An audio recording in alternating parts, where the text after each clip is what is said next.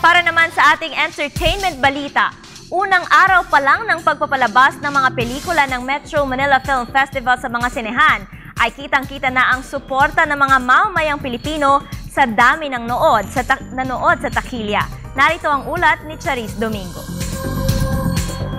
May Little Bossing ang nangunguna sa unang araw ng Manila Film Festival. Ayon sa mga organizer ng Metro Manila Film Festival 2013, nasa top spot ng 8 opisyal na pelikula ang My Little Bossings.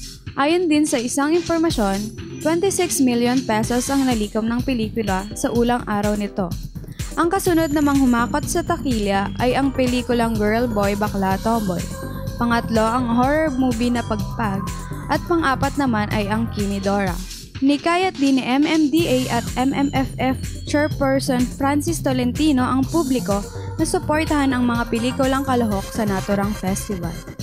Samantala, pinaigting ng Optical Media Board ang kanilang pagbabantay sa mga namimirata ng mga pelikulang tampok sa MMFF.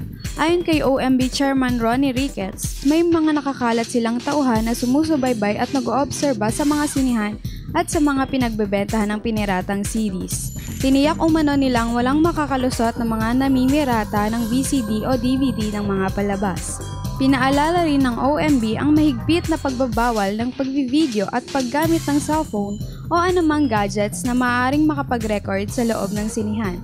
Para sa Telebisyon ng Bayan, Charis Domingo.